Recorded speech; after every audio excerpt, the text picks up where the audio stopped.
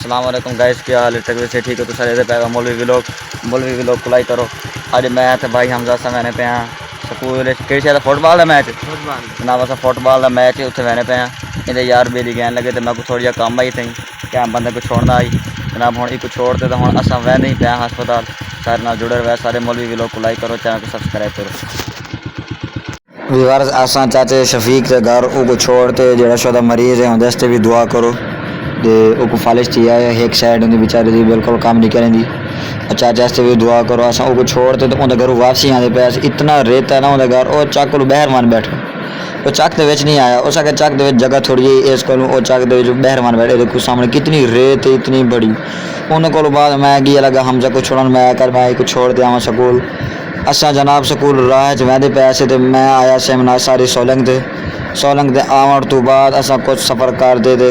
कुछ ही सफ़र तय करते तो वाला असा सेम नाला आ गया जनाब ये सेम नाला असा ये देखो इतना वड्डा विच खड्डाई और लंघात असा चढ़े अगले रोड ते अगली सोलंग ते सड़क ते डीवें असा चढ़े उत्थे इन्हें को बड़े बड़े जाम पान तुहाडे सामने देखो तो को नज़र आने पैन तो इतने जाम पान के मोबाइल ही काबू नहीं आता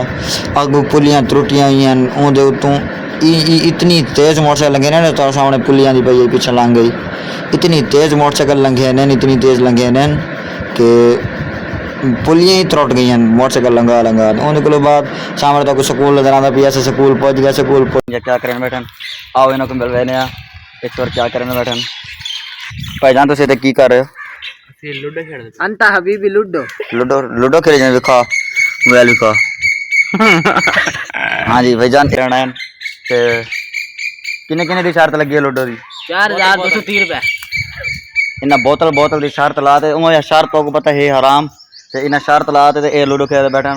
गैस इहो जिहा बंदा करो तुसा बच्चा करो तो शर्त ना लाइया करो इवें पैसा हराम ना किदे करो इनको चंगा तुसा क्या मौलवी कुछ लियो